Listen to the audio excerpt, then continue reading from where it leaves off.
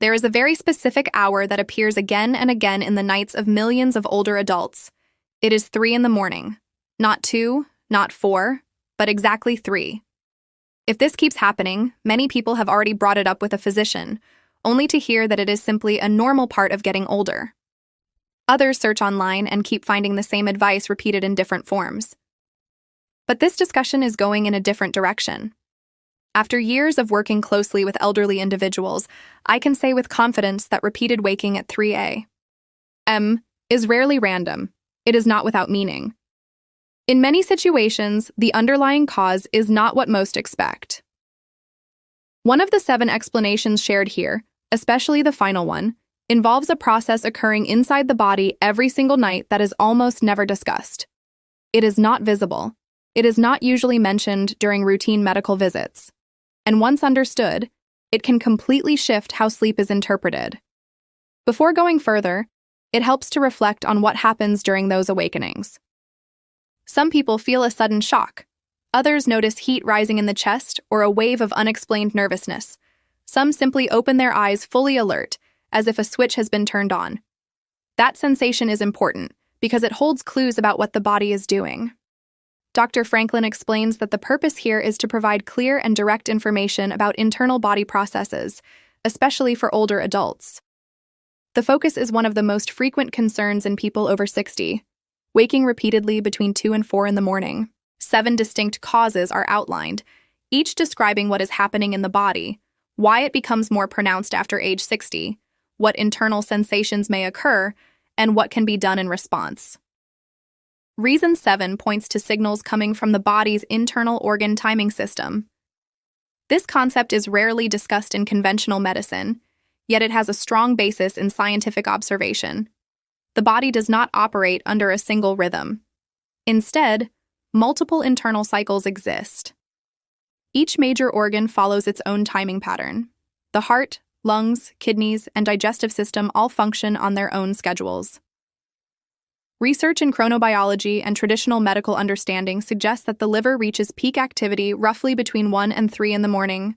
During this period, it carries out key tasks such as filtering blood, processing metabolic waste, and breaking down substances taken in during the day. With aging, liver efficiency often decreases. Processing becomes slower.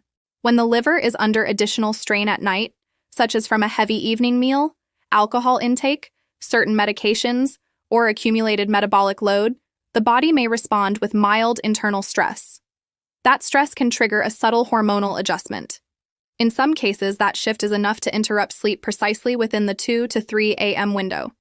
It can be understood as a city during nighttime, where essential cleanup operations begin around 1 a.m. Even if the activity is not loud, the presence of movement and energy can still disturb the surrounding environment. To reduce this effect, it is suggested that the final meal be completed at least 3 hours before sleep when possible. Lighter meals are preferable, especially those lower in fat and protein since they demand more processing from the liver. Alcohol close to bedtime should be avoided. For individuals taking multiple medications, it may be important to consult a doctor about whether liver metabolism affects dosing schedules. Reason 6 involves a mineral required by the brain during sleep that often becomes depleted. Magnesium plays a central role in the human body. It participates in more than 300 biochemical functions and is closely tied to sleep regulation. It supports the nervous system, contributes to melatonin production, and activates brain receptors associated with deep rest. However, magnesium levels tend to decline with age. Absorption from food becomes less efficient, excretion through the kidneys increases, and several common medications such as diuretics, antacids, and proton pump inhibitors can further reduce levels. When magnesium is low, the nervous system becomes more reactive. Minor disturbances that would normally be ignored, such as small sounds, temperature shifts, or dreams, may suddenly trigger full awakening. Once awake, it becomes difficult to return to sleep because the system lacks the support needed for relaxation. A case is described involving a 71-year-old woman who experienced repeated 3 a.m. awakenings for nearly 2 years. She believed anxiety was the cause and tried multiple approaches without success. After testing, her magnesium levels were found to be on the lower end of normal. Following consultation with her physician and starting magnesium glycinate, her sleep stabilized within 3 weeks. Supplementation is not recommended without medical guidance, especially for those with kidney-related conditions. Forms such as magnesium glycinate or magnesium threonate are often better tolerated and absorbed. Dietary sources include leafy greens, pumpkin seeds, almonds, and black beans. Magnesium is only part of the explanation, because another nightly process in the body may also contribute to early morning waking. Reason 5 relates to body temperature regulation during sleep. Sleep onset depends heavily on a decrease in core body temperature. That drop signals the brain to enter sleep mode. Throughout the night, temperature follows a structured pattern, gradually decreasing into the early morning hours before rising again in preparation for waking. In younger individuals, this pattern remains stable and smooth. After the age of 60, however, regulation becomes less precise. At this point, two things can go wrong. First, the drop in core temperature can occur too rapidly during the early part of the night. It may seem beneficial at first, yet it interferes with the structure of sleep itself, disrupting how sleep stages are arranged and making the lighter phases in the later hours far more unstable. Second, the rise in body temperature that normally supports a natural wake-up around 6 a.m. or 7 a.m. can shift much earlier. Instead of beginning near 5 a.m., it may start around 2:30 or 3. When core heat begins increasing, the brain interprets it as a cue that waking is needed. This effect becomes much stronger when the sleep environment is too warm. Many older adults keep their bedrooms heated more than necessary, often due to sensitivity to cold during the night. However, excessive warmth works against the body's natural cooling process and pushes sleep into lighter stages at the exact time deeper rest should occur. Sleep can be compared to a slow simmering process. When temperature is balanced, everything develops properly. If heat rises too much, the cycle becomes unstable and ends too soon. Research commonly supports a sleep environment around 65 to 68 degrees Fahrenheit, or roughly 18 to 20 degrees Celsius, as more suitable for older adults. While this may feel cool at first, combining it with breathable bedding and light sleepwear often produces better rest within a week of adjustment. The discussion then moves into a less commonly addressed factor affecting sleep. The fourth reason involves a constant exchange between the digestive system and the brain that becomes active during the night hours. This communication network is known as the gut-brain axis, a system linking intestinal function with brain activity through neural and immune pathways, as well as the vagus nerve. This signaling does not shut down during sleep. In fact, gut activity follows its own internal rhythm, with certain phases becoming more active at night.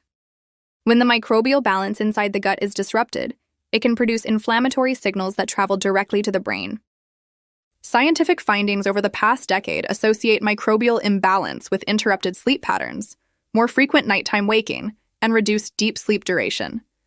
This is especially relevant for older adults, as gut diversity tends to decline with age.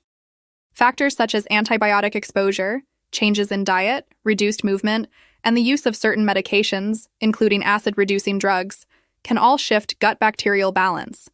This creates irregular signaling during nighttime hours. The result is a subtle form of biological disturbance occurring during the same window when sleep is naturally lightest, between 2 a.m. and 4 a.m. It can be thought of as the gut sending a low-level alert to the brain during the night. The signal may not represent danger, but the sleeping brain can still respond by waking. To address this, dietary variety becomes important. Increasing fiber intake from vegetables, legumes, and whole grains supports healthier microbial balance. Fermented foods such as plain yogurt, kefir, and kimchi may also help restore beneficial bacteria. Reducing heavy meals and high sugar intake in the evening can lower nighttime gut activity. Even modest dietary changes maintained over time can influence sleep quality in noticeable ways. Next comes a hormonal factor that often goes unrecognized in sleep disruption. The third reason involves changes in thyroid activity that can affect nighttime stability. The thyroid gland regulates metabolic rate, controlling how energy is produced and used throughout the body. This system also follows a daily rhythm. Thyroid-stimulating hormone, or TSH, typically rises during late evening and early morning hours as part of preparation for the coming day's energy demands. In individuals with balanced thyroid function, this fluctuation occurs smoothly without noticeable effects. However, many older adults experience mild thyroid imbalance that may not appear abnormal in standard testing. In these cases, the early morning hormone rise can become more pronounced.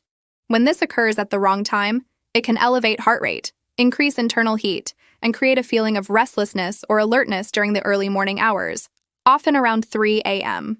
Thyroid function is also closely connected with stress-related hormones such as cortisol and adrenaline. When these systems become misaligned, especially under long-term stress, they may combine to produce sensations of sudden alertness, racing thoughts, or physical agitation during sleep. One case involved a 68-year-old individual who experienced repeated waking between 3 and 4 a.m. for over a year. Standard blood tests initially showed no abnormalities.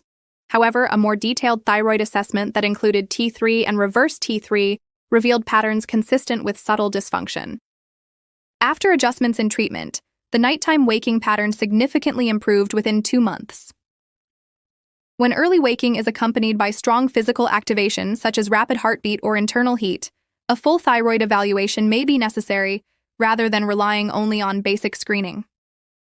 The second reason focuses on an external factor that is often overlooked. Medication timing can create unintended conflicts with the sleep cycle. Many older adults take multiple prescriptions that are essential for managing chronic conditions. However, the timing of these medications relative to sleep can influence nighttime awakening patterns. Certain beta blockers, commonly used for cardiovascular conditions and blood pressure control, may reduce melatonin production, which can interfere with the body's ability to maintain continuous sleep through the night. When taken in the evening, these medications may interfere directly with the brain's ability to remain in deep sleep through the early morning hours. Some antidepressants, especially SSRIs taken in the morning, can reach peak metabolic activity during the afternoon and evening. That timing may create a mild stimulating effect at the exact moment the brain should be slowing down for rest. Diuretics, also known as water pills taken in the afternoon or evening, produce a predictable effect. They increase urinary urgency during the same hours when the body is supposed to remain in its deepest sleep phase. Certain blood pressure medications can also lower blood pressure too much during early morning hours. When that drop happens, the body may react with a compensatory stress response, a kind of internal alert system that can trigger waking around 3 a.m. The instruction here is clear. Create a full list of every medication being taken, along with the exact time each dose is administered. Then review it with a physician or pharmacist, or both when possible. The key question is whether medication timing could be contributing to early morning awakening. Not whether the medication itself is appropriate, but whether the schedule is optimal. In many cases, shifting a dose by just a few hours can significantly improve sleep patterns. No new prescriptions are required, no major changes are needed, only timing adjustments. Yet this factor is often overlooked. The first reason focuses on what may be happening inside the sleep environment itself, without any obvious awareness. There may be unseen disruptions in the bedroom that gradually break down sleep quality. Attention is usually placed on habits before bed, such as eating, drinking, and relaxation routines. These matter, but the environment during sleep is often ignored. Light is one of the most important factors. Not bright lighting from screens or lamps, but subtle sources such as standby indicators on televisions, blue lights from electronic devices, green LEDs on power strips, or digital clock displays across the room. Studies in peer-reviewed sleep research indicate that even very low levels of ambient light, often below conscious awareness, can interfere with melatonin production and increase nighttime awakenings during later sleep stages. The eyes contain specialized cells known as intrinsically photosensitive retinal ganglion cells. These cells detect light even when eyelids are closed and send signals to the brain. At 3 a.m., when sleep is at its lightest phase, even minimal light exposure can be enough to shift the brain from sleep into full wakefulness. Sound plays a similar role. Not loud disturbances, but small irregular noises such as a refrigerator cycling, distant traffic, house movement, or changes in a partner's breathing pattern. During the second half of the night, the brain becomes highly sensitive. It processes information close to the surface of awareness, and even minor irregular sounds can trigger awakening. The sleeping brain at this stage can be compared to a light sleeper in a quiet apartment. During the day, the same environment would go unnoticed, but at 3 a.m., every small stimulus becomes amplified. The recommendation is to minimize all sensory disruptions in the sleep space. The bedroom should be as dark, cool, and quiet as possible, with electronic sources reduced or eliminated. A practical first step is to turn off or cover every LED light in the bedroom. If a device cannot be switched off, covering it with opaque tape can help. Moving the phone away from the bed and closing doors to reduce household noise may also improve conditions. Sleep in the second half of the night is particularly fragile, and even small environmental changes can make a noticeable difference. Bringing everything together, waking at 3 a.m. is not random.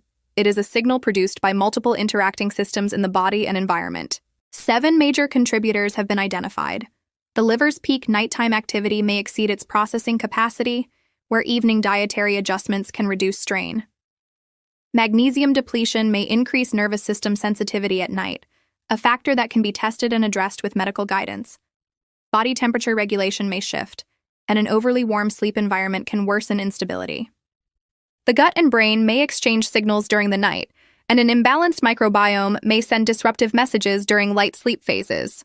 Thyroid and adrenal function may become slightly misaligned, producing internal hormonal activation at the wrong time, sometimes detectable only through full testing panels. Medication timing may create unintended sleep disruptions, which are often reversible through schedule adjustments rather than medication changes. The bedroom environment itself, including light, sound, and electronic proximity, may weaken sleep during its most vulnerable stage. In most cases, more than one of these factors is involved. They overlap and amplify each other. Addressing even one or two can lead to noticeable improvement. None of these adjustments require advanced procedures or major interventions. No surgery, no complex treatment, only awareness and consistent application. The most common outcome reported by individuals who resolve these issues is not only better rest, but a return to a sense of normal identity and daily function. Sleep forms the foundation of memory, mood, balance, immunity, and emotional stability. When sleep improves, every aspect of life is affected. Age does not eliminate the ability to restore healthy sleep patterns. Restful nights remain achievable with the right adjustments. One step can be taken tonight. Reduce LED light exposure in the bedroom. Another step is to consult a physician about magnesium levels or adjust the timing of evening meals. Even a single change maintained over time can shift sleep quality. If this message provides clarity about sleep and the body that was not previously understood, it may be valuable to share it with someone experiencing similar difficulties. For continued guidance on health and aging, further information is available through Dr. Franklin Senior Health. End. Please leave your thoughts about this content in the comments below. Thanks for watching. See you in the next one.